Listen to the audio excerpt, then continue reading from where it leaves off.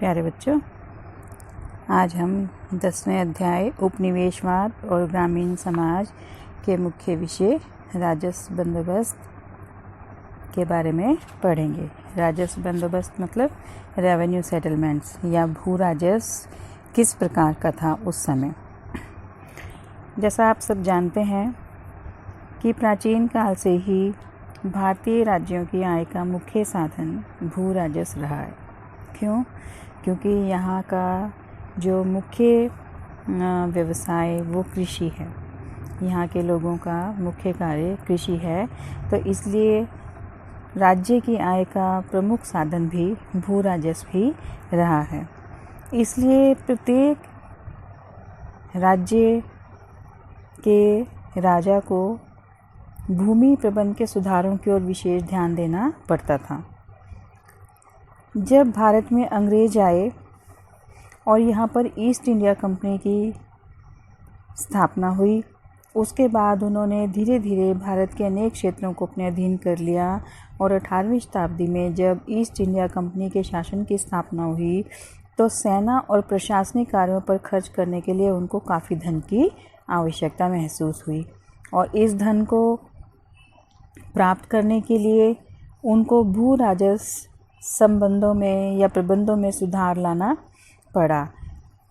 उन्होंने यहाँ पर 3 प्रकार के भू राजस्व आरंभ किए, जो बंगाल का इस्तमरारी बंदोबस्त या स्थायी बंदोबस्त, दूसरा रैयतवाड़ी बंदोबस्त और तीसरा महालवाड़ी बंदोबस्त के नाम से जाने जाते हैं। अब हम इन तीनों बंदोबस्तों को विस्तार से पढ़ेंगे कि तीनों बंदोबस्त क्या थे और इनकी क्या विशेषताएं थी, किस प्रकार से इनको लागू किया गया। ये बहुत ही इम्पोर्टेंट क्वेश्चन है, इसको ध्यान से सुनना और ध्यान से समझना। सबसे पहला है हमारा बंगाल का इस्तमरारी बंदोबस्त या जिसे स्थायी बंदोबस्त भी बोला जाता है, permanent settlement of Bengal. Bengal में इस्तमरारी या स्थायी बंदोबस्त को लागू करने वाले लॉर्ड कॉर्नवालिस थे। उन्होंने 1786 ईस्वी में जब भारत के गवर्नर जनरल बनकर आए तो भू राजस्व प्रबंध के क्षेत्र में फैली हुई अव्यवस्था को देखते हुए इनमें सुधार करना आवश्यक समझा। और ये जो अव्यवस्था फैली हुई थी, ये लॉर्ड वॉरेन हेस्टिंग्स ने जो कुछ गलत नीतियां अपनाई थी उनके कारण हुआ था। लॉर्ड वॉरेन हेस्टिंग्स ने 1772 ईस्वी में सबसे ज़्यादा बोली देने वाले ठेकेदारों या इजारेदारों को 5 वर्ष के लिए निश्चित भू क्षेत्र से भू राजस्व एकत्रित करने का अधिकार दिया।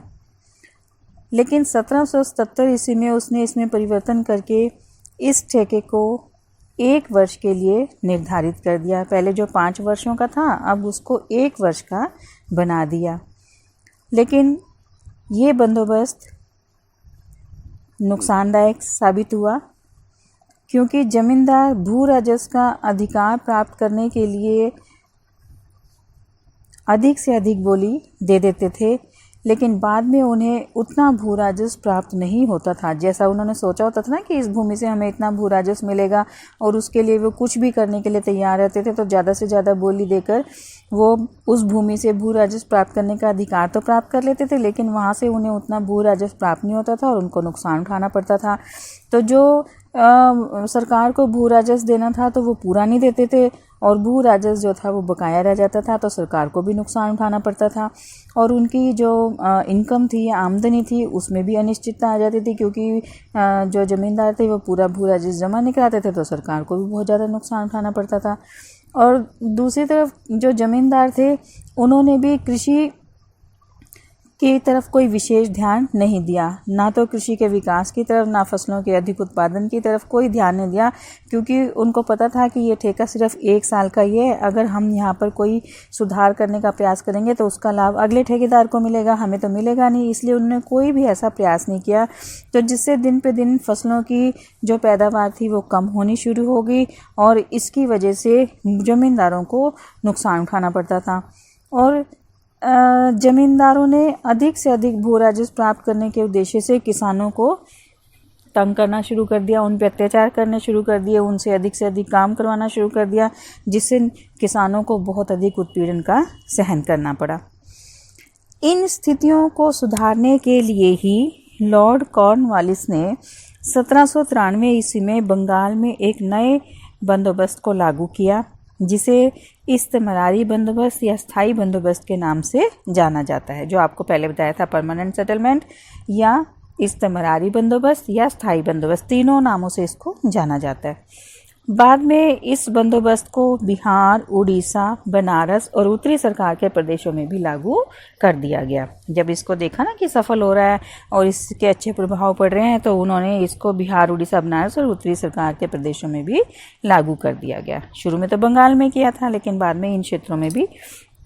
इसे भारत के कृषि अधीन आने वाले 19% क्षेत्रों में लागू किया गया था। मतलब भारत की जो जितनी भी कृषि योग्य भूमि थी, उसके 19% भाग पर इस बंदोबस्त को लागू किया गया था। इसकी जो बंदोबस्त था, विशेषताएं क्या थी, उसके बारे में हम जान लेते हैं। सबसे पहला है, सरकार ने इस बंदोबस्त के अधीन समस्त भूमि के स्वामी जमींदारों को मान लिया कि जितनी भी भूमि है उनके मालिक जमींदार हैं, और उन्हें तब तक इस मालिकाना हक से या उनके स्वामित्व से वंचित नहीं किया जाएगा जब तक कि वो निश्चित भू राजस्व सरकार को देते रहेंगे। जो भू राजस्व निर्धारित किया गया है, जो उन्होंने बोली लेकर भूमि ली है अपने पास भू राजस्व जमा कराने के लिए, तो जितना भू राजस्व है, जब तक वो सही समय पर भू राजस्व पूरा जमा कराते रहेंगे, तब तक उनको इस अधिकार से वंचित नहीं किया जाएगा। मतलब उस भूमि का स्वामी उनको ही माना जाएगा। दूसरा, क्योंकि ये स्थायी बंदोबस्त था, तो इसलिए जो भू राजस्व निर्धारित किया गया था वो हमेशा के लिए निश्चित कर दिया गया। स्थायी मतलब उसमें कोई भी बदलाव नहीं होगा, ना तो उसको कम किया जाएगा ना उसको ज़्यादा किया जाएगा। जितना था हमेशा के लिए निश्चित कर दिया गया। और कितना निश्चित किया गया? 10/11 भाग निश्चित किया गया, और शेष भाग जमींदार के पास ही रहता था। 10/11 भाग जो था वो सरकार को दिया जाएगा और बाकी का भाग जमींदार के पास रहेगा।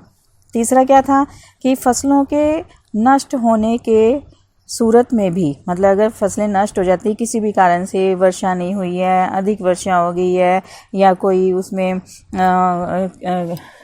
बीमारी लगी है फसलों को, कोई किसी भी तरीके से, या कोई और प्राकृतिक आपदा है, किसी भी वजह से अगर फसलें नष्ट हो जाती हैं, तो जमींदारों को भू राजस्व तो निश्चित समय पर जमा करवाना ही पड़ेगा। उनको किसी भी तरह की कोई छूट नहीं दी जाएगी, ना ही उनका भू राजस्व कम किया जाएगा, ना उनको माफ़ किया जाएगा। उनको समय पर जमा करवाना ही पड़ेगा। वो सरकार की जिम्मेदारी नहीं है कि नुकसान हुआ है फसलों को, वो जमींदार को कैसे भी करके भू राजस्व समय पर जमा करवाना पड़ेगा। और अगर वो समय पर भू राजस्व जमा नहीं करवाता तो उसके ज़मीन के कुछ हिस्से को बेचा जा सकता था।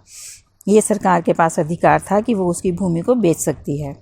चौथा है, जमींदारों को जो पहले न्यायिक अधिकार दिए गए थे कि अपने क्षेत्र में वो न्याय कर सकते थे, न्यायालय लगा सकते थे, उन अधिकारों से वंचित कर दिया गया। मतलब कि अब उनका वो अधिकार छीन लिया गया।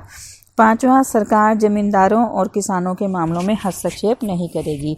मतलब किसानों को जमींदारों की दया के ऊपर छोड़ दिया गया, चाहे वो उनका उत्पीड़न करें, चाहे वो उनके साथ अच्छा व्यवहार करें, चाहे उनके ऊपर अत्याचार करें, चाहे उनसे अधिक काम करवाएं, सरकार उनके ऊपर कोई भी हस्तक्षेप नहीं करेगी। ना ही किसान सरकार के पास जमींदारों की शिकायत कर सकते थे।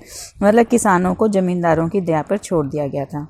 छठा है, किसानों को ज़मीन से संबंधित जो अधिकार प्राप्त थे उन्हें उनसे वंचित कर दिया गया। अब जैसे आपको बताया कि जमींदारों का मालिक, भूमि का मालिक जमींदारों को मान लिया गया था, तो जो किसान थे उनके पास जितने भी भूमि से संबंधित अधिकार थे वो सब उनसे छीन लिए गए और वो सब अधिकार जमींदारों को दे दिए गए।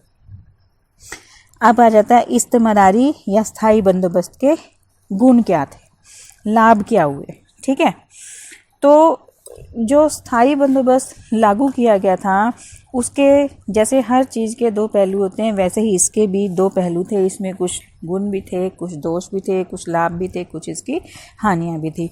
तो सबसे पहले हम लाभ पढ़ लेते हैं कि इसके क्या लाभ थे। सबसे पहला है, सरकार की आय निश्चित हो गई। स्थायी बंदोबस्त का सबसे बड़ा लाभ सरकार को हुआ, क्योंकि अब सरकार को प्रतिवर्ष एक निश्चित राशि भू राजस्व के रूप में प्राप्त होने लगी। आपको जैसे बताया था कि पहले उनकी आय अनिश्चित थी, कभी कम कभी ज़्यादा उनको भू राजस्व प्राप्त होता था, तो इसलिए उनकी जो आय थी वो भी निश्चित नहीं थी। लेकिन अब स्थायी बंदोबस्त हो जाने से निश्चित कर दिया गया कि इतना भू राजस्व लेना है और ज़मींदार को समय पर वो भू राजस्व जमा करवाना ही होता था। तो इसलिए अब सरकार की जो आय थी वो निश्चित हो गई। उसको पता था कि हमें कितनी आय होनी है और उतनी आय उनको प्राप्त होती थी। तो इससे जो प्रतिवर्ष भू राजस्व घटता बढ़ता रहता था और सरकार को अपनी आय का नहीं पता लगता था, वो अब सरकार को पहले ही पता होता था कि हमारे पास कितनी आय होगी।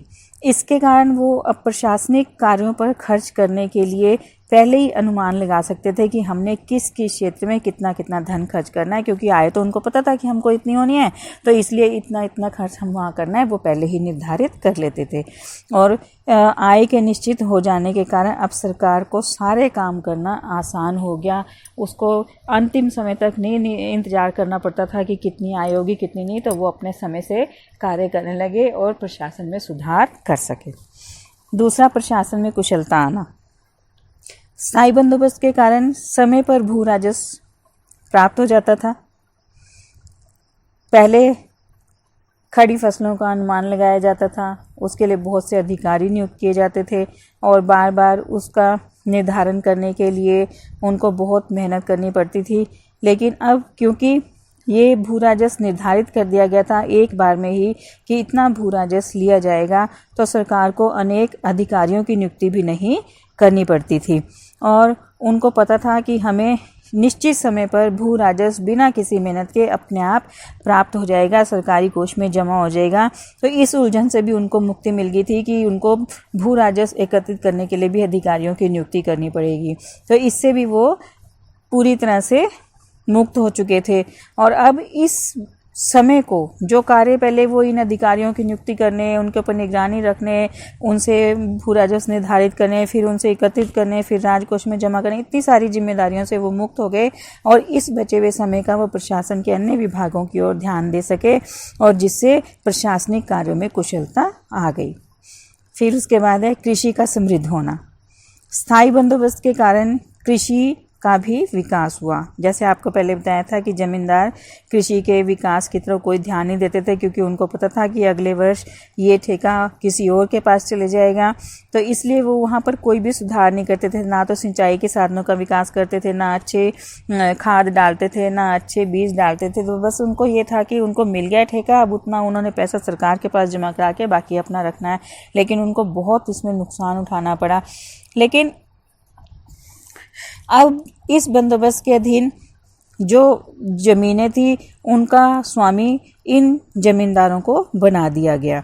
उनको सदैव के लिए भूमि का मालिक मान लिया गया। जब तक वो भू राजस्व जमा कराएंगे तब तक उनसे ये हक नहीं छीना जाएगा और एक निश्चित भू राजस्व उनको सरकार के पास जमा कराना था। अगर फसल अधिक होती है तो उसका जितना भी अतिरिक्त उनके पास आय होती है वो सब उनके पास रहेगी। सरकार को तो सिर्फ एक निश्चित भू राजस्व जो निर्धारित किया गया है वही उन्होंने सरकारी कोष में जमा करवाना है। तो अब उनको लगा कि ये तो बहुत अच्छा है, क्योंकि आगे तक भूमि उनके पास ही रहेगी और निश्चित भू राजस्व सरकार के पास जमा करवा के जितना भी लाभ होगा वो हमारा है। तो उन्होंने अब कृषि को समृद्ध बनाने के लिए हर संभव प्रयास किया।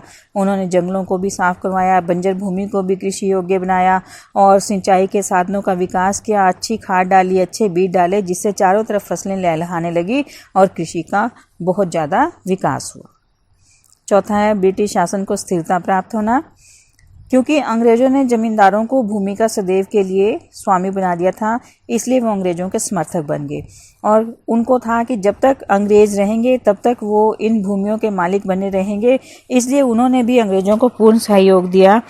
कभी भी उनको आवश्यकता पड़ती थी तो वो उनकी सहायता करने के लिए तैयार खड़े रहते थे। इसलिए ब्रिटिश शासन को भी भारत में स्थिरता प्राप्त हुई। तो जो ये इस्तेमारी या स्थायी बंदोबस्त लागू किया गया था, इससे उस समय काफ़ी लाभ भी हुआ, जो उनके एक बुद्धिमानी और बहादुरी का कार्य था। फिर उसके बाद है इस्तेमारी बंदोबस्त के दोष। जैसे आपको बताया था कि हर चीज़ के दो पहलू होते हैं, अगर गुण थे तो दोष भी थे। तो क्या क्या इसके नुकसान हुए? सबसे पहला है प्रारंभ में जमींदारों के लिए विनाशकारी सिद्ध होना। प्रारंभ में जब इस्तेमारी बंदोबस्त को लागू किया गया तो जमींदारों पर इसका बहुत ही बुरा प्रभाव पड़ा। क्यों? क्योंकि भू राजस्व की दर बहुत अधिक थी और जमींदार उस समय उन्होंने जब भू राजस्व सरकार के पास जमा करवाने के लिए निश्चित तिथि होती थी, अगर उस निश्चित समय तक सरकारी कोष में धन जमा नहीं करवा सकते थे तो उनकी ज़मीनों को सरकार बेच देती थी। तो कहा जाता है कि शुरू में ज़मींदारों को बहुत नुकसान हुआ। कृषि का इतना ज़्यादा विकास नहीं था, सिंचाई के साधन नहीं थे, इतना ज़्यादा कार्य नहीं था, तो इसलिए ज़मींदारों को समय पर भू राजस्व जमा करवाने में बहुत मुश्किलों का सामना करना पड़ा। तो सरकार के द्वारा उनकी भूमि बेच दी गई। तो कहा जाता है कि 1794 से 1815 ईस्वी के बीच लगभग आधे ज़मींदारों को अपनी ज़मीनों से हाथ धोना पड़ा।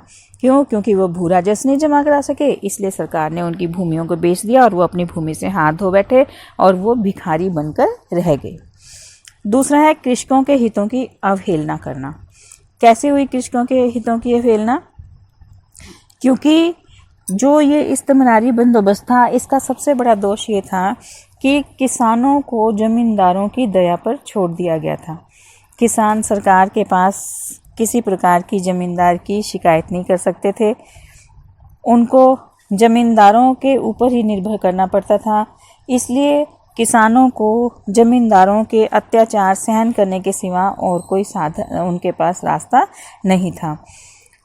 इस बंदोबस्त के कारण जो किसान थे उनकी पूरी उपेक्षा की गई और जितनी मेहनत से वो कार्य करते थे उतना धन उनको प्राप्त नहीं होता था, और जो वो मेहनत करते थे उस मेहनत का फल जमींदार को होता था, उसका खजाना भरता रहता था और दूसरी तरफ सरकार का भी खजाना भरता रहता था, और जो काम करने वाला मेहनत करने वाला किसान था उसको भूखे पेट रहना पड़ता था। तीसरा है सरकार को आर्थिक नुकसान होना। इस्तेमारी बंदोबस्त के कारण भविष्य में सरकार को भारी आर्थिक नुकसान उठाना पड़ा। क्यों? क्योंकि पहले तो इससे सरकार को लाभ हुआ, लेकिन अब बाद में सरकार को क्यों नुकसान उठाना पड़ा? क्यों?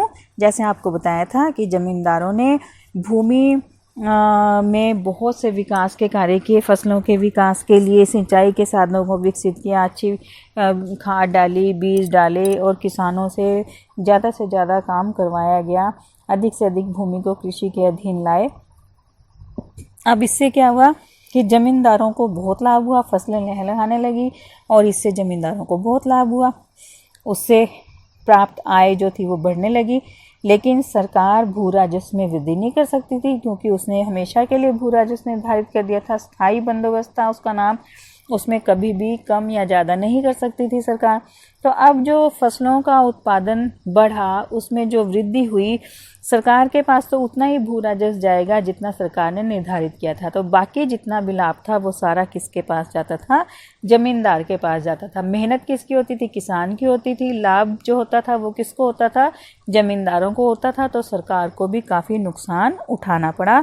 तो ये बंदोबस्त जो था वो भविष्य के लिए सरकार के लिए लाभकारी सिद्ध नहीं हुआ। चौथा है अनुपस्थित जमींदारों का उदय। अनुपस्थित जमींदार कौन है? जैसे एक जमींदार जिनको सरकार ने नियुक्त किया है और दूसरे जमींदार जिनको जमींदारों ने नियुक्त किया है, तो वो अनुपस्थित जमींदार कहलाए। समय के साथ साथ कृषि का विकास हो गया, जमींदारों के पास धन की बहुत ज़्यादा वृद्धि हो गई, तो अब उस धन से वो विलासिता का जीवन व्यतीत करने लगे। तो उन्होंने गाँव में रहना बंद कर दिया, उन्होंने शहरों में आलीशान घर बना लिए और वहीं पर वो रहने लगे, वहीं पर वो अपना जीवन व्यतीत करने लगे। शहरों के जीवन और गाँव के जीवन में बहुत फ़र्क था, तो इसलिए उन्होंने गाँव को छोड़कर शहरों में रहना शुरू कर दिया। लेकिन अब जो उनकी भूमि थी, जो उनकी ज़मींदारी थी, जहाँ पर फसलें उगती थी, जहाँ कृषि का कार्य होता था, अब उसकी देखभाल कौन करेगा? क्योंकि वो स्वयं तो शहर में रहने लगे थे। तो इसलिए उन्होंने अपने भूमि प्रबंधों को देखने के लिए, कृषि को देखने के लिए, उसकी देखभाल करने के लिए अपने वहाँ पर कारिंदे छोड़ दिए, अपने एजेंट्स जो थे वो उन्होंने गाँव में छोड़ दिए। और इन कारिंदों या एजेंटों ने भी अपनी आय बढ़ाने के उद्देश्य से किसानों का अधिक शोषण करना शुरू कर दिया, क्योंकि उनको पता था कि जितना सरकार के पास भू राजस्व जमा कराना है, जितना जमींदार को यहाँ से धन चाहिए, उसके अतिरिक्त जो भी आमदनी होगी वो हमारी होगी। तो वो अधिक आमदनी कैसे होगी, जब काम अधिक किया जाएगा। तो इसलिए उन्होंने किसानों पर अत्याचार करने शुरू कर दिए, उनसे और भी अधिक काम करवाना शुरू कर दिया। तो इसलिए जमींदार तो ऐश्वर्य का जीवन व्यतीत करने लगे, लेकिन जो किसान थे उनकी दशा और भी दयनीय हो गई, क्योंकि अब पहले सरकार के बाद जमींदार के बाद जमींदार के कारिंदे या अनुपस्थित जमींदार, और फिर उसके बाद किसान। अब किसानों के ऊपर 3 लोग आ गए, और इसके बाद भी ये जमींदार जो थे वो और जमींदारों को रख देते थे उसके आगे और। तो इस तरह से किसानों की स्थिति बहुत ज़्यादा दयनीय हो गई थी और उनको बहुत ज़्यादा नुकसान उठाना पड़ रहा था। फिर 5वां, अन्य वर्गों पर करों का अधिक बोझ। स्थायी बंदोबस्त के कारण सरकार को क्योंकि भारी घाटा हो रहा था और जमींदारों को लाभ हो रहा था, तो इसलिए सरकार ने अपनी आय को तो बढ़ाना ही था, लेकिन अब वो भू राजस्व में वृद्धि नहीं कर सकती थी। तो अब वो इस घाटे को किस प्रकार से पूरा करेंगे, तो इसके लिए उन्होंने अपनी आय को बढ़ाने के लिए गैर कृषक वर्गों के ऊपर अनेक कर लगा दिए, जो कि एक अन्यायपूर्ण कार्यवाही थी। तो इससे जो लोग पहले ही बहुत ज़्यादा परेशान थे वो और भी ज़्यादा दुखी हो गए, और इससे उनको नुकसान हुआ और उनको बहुत मुश्किलों का सामना करना पड़ा। तो अब हमने ये दोनों देख लिए कि गुण और दोष क्या थे इसमें। तो इससे हमें पता लग जाता है कि जो स्थायी बंदोबस्त था, बेशक से वो उसके कुछ लाभ भी थे, लेकिन उसके कुछ हानिकारक परिणाम भी भुगतने पड़े, जिससे लोगों को काफ़ी परेशानियों का सामना करना पड़ा। फिर उसके बाद दूसरा आ जाता है रैयतवाड़ी बंदोबस्त। पहला हमने पढ़ा ना स्थायी बंदोबस्त या इस्तेमरारी बंदोबस्त, फिर दूसरा जो बंदोबस्त सरकार के द्वारा लागू किया गया वो था रैयतवाड़ी बंदोबस्त। 1820 ईस्वी में मद्रास के गवर्नर थॉमस मुनरो ने कैप्टन रीड के सहयोग से एक नया बंदोबस्त लागू किया। कहाँ पे किया? मद्रास में। इस बंदोबस्त को रैयतवाड़ी बंदोबस्त कहा जाता था। फारसी स्रोतों में रैयत किसान को कहा जाता था, और ये बंदोबस्त किसानों के साथ किया गया था, इसलिए इसको रैयतवाड़ी बंदोबस्त कहा जाता था। और कुछ समय के पश्चात इसे बम्बई और असम के कुछ क्षेत्रों में भी लागू कर दिया गया। ये बंदोबस्त भारत के कृषि अधीन 51% भाग में लागू किया गया। जो इस्तेमरारी था वो 19% क्षेत्र में लागू किया गया था, और ये 51% 51% क्षेत्र में लागू किया गया।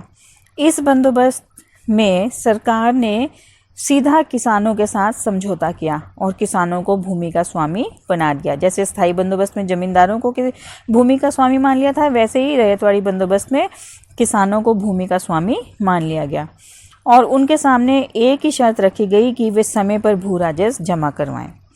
किसानों से लिए जाने वाला भू राजस्व 20 से 30 वर्षों के लिए निर्धारित कर दिया गया, और इसके बाद कहा गया कि अगर सरकार चाहे तो इसको बढ़ा सकती है। मतलब 20 से 30 वर्षों तक तो उतना ही रहेगा, लेकिन उसके बाद इसको बढ़ाया जा सकता था। जैसे स्थायी बंदोबस्त हमेशा के लिए हो गया था, उसको बढ़ाया नहीं जा सकता था, लेकिन इसमें सरकार ने शर्त रख दी कि 20 या 30 वर्षों के बाद इसको बढ़ाया जा सकता है। इससे सरकार ने जो इस्तेमरारी बंदोबस्त में कुछ कमियां रह गई थी उनको दूर करने का प्रयास किया। जैसे स्थायी बंदोबस्त में सरकार कोई परिवर्तन नहीं कर सकती थी, लेकिन इसमें सरकार परिवर्तन कर सकती थी, इसको बढ़ा सकती थी कि अगर फसलों का उत्पादन बढ़ गया तो ये नहीं है कि वो किसान के पास ही जाएगा, सरकार उसमें परिवर्तन करके उसको बढ़ाकर अपने राजकोष में वृद्धि कर सकती थी। अब रैयतवाड़ी बंदोबस्त के कारण किसानों की स्थिति अच्छी हो गई। क्यों? क्योंकि उन्हें जमींदारों के अत्याचारों से मुक्ति मिल गई और उन्हें भूमि का स्वामी मान लिया गया। उनके बीच में जितने भी मध्यस्थ थे, जमींदार या मध्यस्थ जमींदार या उनके कारिंदे एजेंट जो भी थे, उन सबको समाप्त कर दिया गया। सरकार के लिए भी ये बंदोबस्त लाभकारी सिद्ध हुआ, क्योंकि सरकार की आय जो थी उसमें वृद्धि होती चली गई। इसी कारण रैयतवाड़ी बंदोबस्त को इस्तेमरारी या स्थायी बंदोबस्त से अच्छा माना जाता था। लेकिन फिर भी जैसे हर चीज़ के दो पहलू होते हैं, तो इसमें भी कुछ दोष थे। सबसे पहला दोष तो यही था कि भू राजस्व बहुत अधिक रखा गया था। भू राजस्व जो था कुल उत्पादन का 45% से 55% तक रखा गया था, तो बहुत अधिक था। तो इससे किसानों को नुकसान उठाना पड़ा। और अगर फसलें नष्ट हो जाती थी तो उस सूरत में भी उनको भू राजस्व देना पड़ता था। ये तो कुल उपज का आधा ही भाग हो गया लगभग एक तरह से। और अगर फसल नष्ट हो गई है तो सरकार को भू राजस्व तो देना ही देना है, तो किसानों को बहुत मुश्किल का सामना करना पड़ता था। और अगर वो भू राजस्व नहीं देते थे तो सरकार उनकी भूमि को बेच सकती थी, क्योंकि सरकार के पास ये तो अधिकार था कि अगर भू राजस्व समय पर नहीं जमा कराया तो वो उनकी भूमि को बेच सकते हैं। तो इसलिए अब किसानों को बहुत मुश्किलों का सामना करना पड़ा। और इसके साथ साथ सरकार को ये भी अधिकार था कि वो कुछ समय के पश्चात भू राजस्व की दरों में भी वृद्धि कर सकती है। तो इसका मतलब ये था कि बेशक से ये जो बंदोबस्त था किसानों के साथ किया गया, ज़मींदारों को इसमें से हटा दिया गया, लेकिन किसानों का शोषण फिर भी हुआ। पहले ज़मींदार करते थे, लेकिन अब सरकार के द्वारा किसानों का शोषण जारी रहा। फिर उसके बाद तीसरा बंदोबस्त आ जाता महालवाड़ी बंदोबस्त। ठीक है, पहला था स्थायी बंदोबस्त, दूसरा रैयतवाड़ी बंदोबस्त और तीसरा है महालवाड़ी बंदोबस्त। पश्चिमी उत्तर प्रदेश और मध्य प्रदेश के कुछ क्षेत्रों में रॉबर्ट बर्ड और जेम्स थॉमसन नामक अंग्रेज अधिकारियों ने महालवाड़ी बंदोबस्त को लागू किया। बाद में इस बंदोबस्त को पंजाब में भी लागू किया गया। ये बंदोबस्त जो था वो जो किसी भी गांव के समूचे भाईचारे के साथ किया जाता था, क्योंकि पंजाब में गांव के समूह महाल कहलाते थे, इसलिए इनके साथ किए गए बंदोबस्त को महालवाड़ी बंदोबस्त नाम दिया गया। इस बंदोबस्त में सरकार को भू राजस्व देने की जिम्मेदारी पूरे गांव के भाईचारे की होती थी। गांव का भाईचारा प्रत्येक किसान से लिए जाने वाले भू राजस्व को एकत्रित करता और सरकारी कोष में जमा करवा देता था। अगर कोई किसान भू राजस्व समय पर जमा नहीं करवा सकता था तो भाईचारा सामूहिक रूप से इसकी अदायगी सरकार को कर देता था, और सरकार को भी कोई नुकसान नहीं उठाना पड़ता था और उस किसान को भी कोई नुकसान नहीं उठाना पड़ता था। वो समय पर जब उसके पास धन होता था तो वो अपने भाईचारे को वो धन दे सकता था। ये बंदोबस्त काफ़ी लंबे समय के लिए किया जाता था। इसको सबसे अच्छा माना जाता था क्योंकि इसमें रैयतवाड़ी और इस्तमरारी बंदोबस्त के दोनों के गुण विद्यमान थे। इस व्यवस्था का दोष केवल ये था कि गांव के भाईचारे से जो भू राजस्व वसूल किया जाता था उसकी दर बहुत अधिक थी, बाकी इसमें कोई भी कमी नहीं थी। ठीक है, ये हो गए आपके तीनों बंदोबस्त। बहुत ही इंपॉर्टेंट क्वेश्चन है, इनको अच्छी तरह से आपने याद करना है। फिर आ जाता है एक छोटा सा इसका हिस्सा कि ग्रामीण अर्थव्यवस्था पर इन तीनों बंदोबस्त के क्या प्रभाव पड़े। ठीक है, तो निश्चित रूप से ये भूमि से प्राप्त होने वाले भू राजस्व से संबंधित बंदोबस्त थे और अर्थव्यवस्था पर निर्भर थे, तो इसलिए ग्रामीण अर्थव्यवस्था पर इसका गहरा प्रभाव पड़ा। इससे पहले जो भारतीय गांव आत्मनिर्भर होते थे और अपने प्रतिदिन की आवश्यकता की वस्तुएं स्वयं उत्पन्न कर लेते थे, किसानों को ज़मीनों से बेदखल नहीं किया जा सकता था, भू राजस्व की अदायगी फसलों के रूप में की जाती थी और गाँव में जो झगड़े होते थे उनका निपटारा पंचायतों के द्वारा कर लिया जाता था। अंग्रेज़ों द्वारा गाँवों के मामलों में देखभाल के लिए सीधे राजस्व अधिकारी, पुलिस और न्यायिक अधिकारी नियुक्त किए गए। पहले ये सब नहीं था, पहले सिर्फ पंचायत थी और पंचायत के द्वारा गाँव के मामले सुलटा लिए जाते थे। लेकिन अब इन अधिकारियों की नियुक्ति कर दी गई और गांव के मामले इनके अधीन आ गए। तो इसके कारण क्या हुआ, पंचायतों की सत्ता खत्म हो गई। पहले पंचायतों का काम था, लेकिन जब ये काम इन अधिकारियों को दे दिए गए तो अब पंचायतों के पास कोई काम नहीं रहा और भू राजस्व निश्चित रकम के रूप में वसूल किया जाने लगा। जैसे आपको बताया था कि चाहे फसल नष्ट हो जाए, चाहे फसलों का उत्पादन कम हो, जो भी हो, उनको निश्चित समय पर भू राजस्व जमा कराना पड़ता था और अगर भू राजस्व नहीं जमा करवा सकते थे तो उनकी भूमि को बेच दिया जाता था। तो इसलिए अब किसान ऐसी फसलों को उगाने के लिए मजबूर हो गए जिन्हें बाज़ार में बेचा जा सके, जिनकी बाज़ार में मांग हो और जिसके द्वारा वो धन कमाकर सरकार को भू राजस्व दे सके।